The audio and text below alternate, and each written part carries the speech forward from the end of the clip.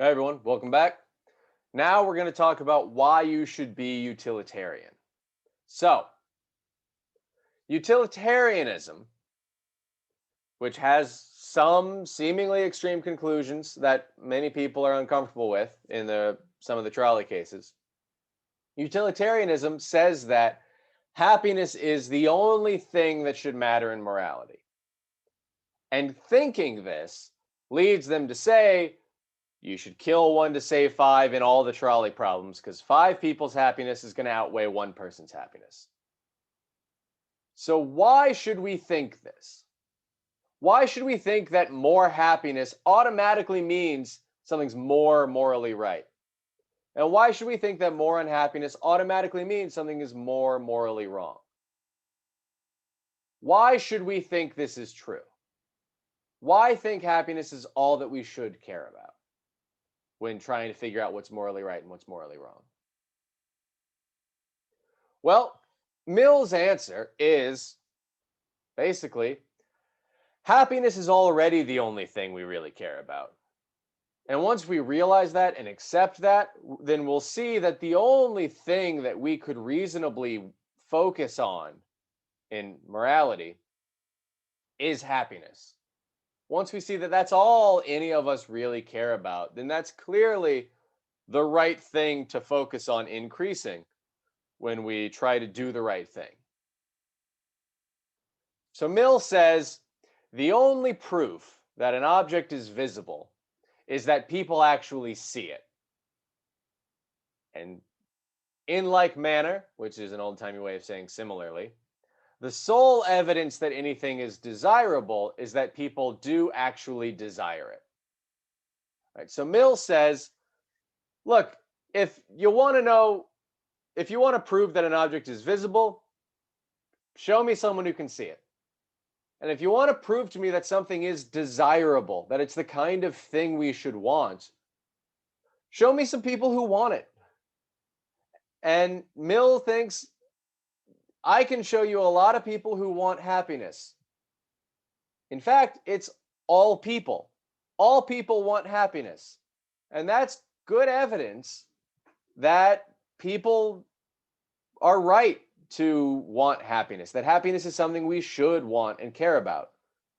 Because if happiness isn't something that we ought to want, something we should desire, then everyone who's ever lived has been wrong. And that's a bold claim to make. That's a strong stance to take. So given that everyone wants happiness, it seems reasonable to think that happiness is a desirable thing that we should try to maximize and increase. And Mill's not alone in thinking this. So Aristotle, ancient Greek philosopher, student of Plato, tutor of Alexander the Great, he said that happiness is the ultimate goal of all human action. So that happiness is the only thing that we want in and of itself, purely for its own sake. For any other goal someone has, you can ask them, why do you want that? Why do you want to go to this school? Why do you want to get an A in this class? Why do you want to get this degree? Why do you want to get this job? Why do you want to make money? Why do you want to go on vacation to this place? Anything someone wants, you can ask them, why do you want that? And that's a reasonable question that they should hopefully be able to answer. Except for happiness. Why do you want to be happy is a nonsense question. If someone asks you, why do you want to be happy? It's perfectly acceptable to roll your eyes and say, what the heck are you talking about? That's the right response, or that's at least it's a much more acceptable, it's a little rude, but it's a much more acceptable response to why do you want to be happy than to why do you want to be a lawyer? Like, why do you want to be happy there's no answer to that question. Of course you want to be happy. Who doesn't want to be happy? It's happiness. Who doesn't want happiness? So Aristotle thinks happiness is the one thing we want for its own sake. You want happiness solely for the sake of being happy. And everything else you want for some other goal. You want a job so that you can make money. You want to make money so that you can afford rent and food and other things that you enjoy. You want rent and food and other things you enjoy because either you need them to survive or you enjoy them. Why do you want these things that you enjoy? Well, because enjoyment is pleasurable. It makes you happy. Why do you want to survive? Well, because I like living, because that's where the happiness is. You can't be happy if you're dead. Happiness is the thing you want. Why do you want to be healthy? Well, because being unhealthy has a lot of physical ailments that are painful, and being healthy means you live longer and you get to experience more happiness. Ultimately, no matter what it is that you want it in part because you think it's going to lead to future happiness. That's Aristotle's view. He thinks happiness is the ultimate goal of all human action because everything else we want for some other purpose in this chain of further and further goals that always terminates in happiness. Whatever else we want, if you ask why do you want that over and over again, Aristotle thinks you'll eventually get back to happiness. And Mill, he disagrees with Aristotle about what happiness is, but he more or less agrees with Aristotle here. He thinks that we all want happiness, and that is the thing that is desirable only for itself. So Mill says, and I quote, "The theory of life on which this theory of morality is grounded is that pleasure and freedom from pain are the only things desirable as ends," meaning that pleasure and the absence of pain are the only things that we really want as sort of final goals. And that he says that all desirable things, he says, which are as numerous in the utilitarian as in any other scheme. So he thinks, look, there are lots of other desirable things, lots of things besides happiness that we want: food, water, shelter, friends, to watch TV sometimes, for the train to be on time for once. Lots of things we want day to day. But all those things that we want from day to day are desirable either for the pleasure inherent in themselves or as a means to the promotion of pleasure and the prevention of pain. So Mill says everything else we either want because it is pleasurable on its own, like it just produces a little bit of happiness in us, or because it is a tool for getting pleasure or avoiding pain later. Exercise is desirable because it avoids physical pain later.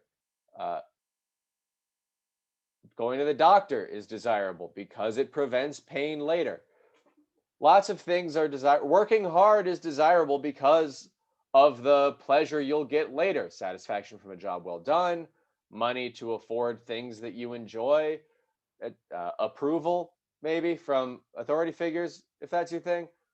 There are lots of reasons we might find something useful for pleasure and avoiding pain later. But ultimately, if we desire something, that's what we desire it for, either because it's inherently pleasurable for us or because it'll be useful for avoiding pain and promoting pleasure later. And so happiness, meaning pleasure in the absence of pain, is the only thing desirable in and of itself. And everything else is desirable, at least in part, because it promotes pleasure. We think, at least, that it will increase our happiness now or later. And that's why we want things. What Mill's saying in his slightly old-timey writing is that what we really want in life is pleasure without pain. Everything else we want, or everything else we say we want, is just a tool to get some pleasure or to avoid some pain. We want to go to the store because we want to buy things, because we think having the things that we buy will make us happier. We want to buy a book because we think reading the book will be a pleasant experience. It'll be pleasurable and we'll feel a little bit of happiness. So ultimately, pleasure is good and pain is bad. We desire pleasure and we desire to avoid pain. And Mill thinks that's just a fact about us. That's true for all people. We all want pleasure and we all want to avoid pain. And everything else we do is just us trying to get pleasure and trying to avoid pain. Ultimately, when you get right down to it, that's what we are doing. That's what all our desires are based on, trying to get pleasure and trying to avoid pain. And so, given that fact about human psychology, if you want to do good things, you should do whatever increases pleasure and decreases pain.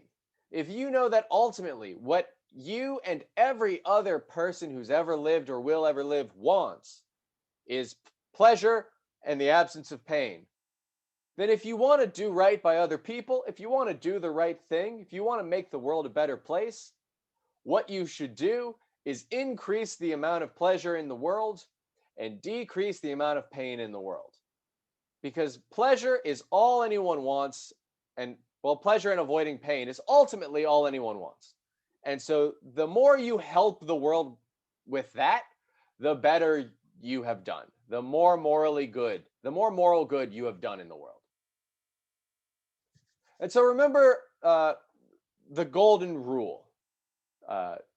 This is called the golden rule. Do unto others as you would have them do unto you is sort of, I think, the most famous version, but versions of this have been defended by many of history's great thinkers, including Confucius and Jesus and Mr. Rogers. Treat others the way you want to be treated. Don't impose on others that which you would not wish on yourself, I think is roughly how Confucius phrased it. But do unto others as you would have them do unto you. That seems like a good rule. People across time and across places have agreed that that sounds good. So what do you actually want others to do unto you? If you're going to do unto others as you would have them do unto you, what do you actually want others to do unto you? Well, Mill thinks the right answer is make me as happy as possible. That's what you want others to do unto you, because what you ultimately want is to be happy. You want to feel pleasure and avoid pain. You want to be happy. And so as long as that's the thing you ultimately want, then the right answer to what do I want others to do unto me is make me as happy as possible. Any other answer is just basically going to mean you haven't thought about it enough, is what Mill would say. And so the golden rule, if that sounds like a good rule to you, should tell you to maximize happiness. Now, Mill doesn't phrase it in terms of the golden rule, but Mill basically thinks, look, everyone's happiness is valuable to themselves. So if you want to know what's valuable, full stop, it's happiness. Sum up everyone's happiness. So the golden rule tells us to maximize happiness. And Mill thinks that morality should come down, once we accept this fact that what we all want is happiness, then morality should come down to happiness. He says, according to the greatest happiness principle, the ultimate end, with reference to and for the sake of which all other things are desirable, whether we are considering for our own good or that of other people, is an existence exempt as far as possible from pain and as rich as possible in enjoyments, both in point of quantity and quality. So that's a very complicated sentence. That's all one sentence. That's a hard sentence to parse. But what he's saying is, look, utilitarians accept the greatest happiness principle, that more happiness means morally better and less happiness means morally worse. So the ultimate end that we all want, the ultimate goal that we all share, is an existence, a life with as little pain as possible and as much pleasure as possible. That is the thing that each of us ultimately wants, a happy life. That's what you want. That's what I want. That's what everyone wants. People want a happy life, a life with as much pleasure and as little pain as humanly possible. So, our ultimate goal as human beings is to live happy lives. That's all that really matters to us. And so, that's all that should matter to us when deciding what to do unto other people. This is the ultimate goal of human existence, more or less. If you want to help people, make them happy and don't hurt them. Provide pleasure and don't inflict pain. And Mill says, no reason can be given why the general happiness is desirable, except that each person desires their own happiness. It says, since A's happiness is a good, and B's happiness is a good, and C's happiness is a good, and so on for all people, the sum of these goods must be a good. Right? So Mill says, look, your happiness is a desirable end for you that you are right to pursue. And my happiness is a desirable thing for me that I am right to desire. And so on for every person who has ever lived, will ever live, or is currently alive. Each person's happiness is a desirable goal for themselves. So if we want to know what's a desirable goal, full stop, desirable for everybody, desirable just period. What is the thing that we should focus on? What does it mean to make the world a better place? Given that everyone's ultimate goal is happiness, the thing that matters in the world is plausibly the total amount of happiness. That is the thing that matters. And so here's the basic argument. Here's Mill's basic argument for utilitarianism, for this reduction of morality to the amount of happiness in the world. Look, we all want to be happy. That is our ultimate goal. Every single person wants to be happy. And since every person desires happiness, the most desirable outcome is the outcome with the most total happiness. The best way the world could be is whatever the happiest the world could be is. The best world is the world with the most happiness. Because everyone desires their own happiness, so the world where everyone's goals are the most met is the world where there is the most happiness. So therefore, if you want to do what's right, then you should try to bring about as much happiness as possible. If you want to make the world a better place, if you want to do the right thing, then you should try to bring about as much happiness as possible. And that makes you a utilitarian. If you think that doing the right thing comes down to bringing about as much happiness as possible, then you are a utilitarian. And that means kill one to save five in the trolley problems, because 5 people's happiness outweighs 1 person's happiness. That's more happiness in the world. Given the choice between 5 people dying unhappily or 1 person dying unhappily, better that only 1 person have to die unhappily and let the other 5 go on to lead their happy lives. And that's the really Mill's core argument for why we should be utilitarian. Now, not everyone is convinced by this argument.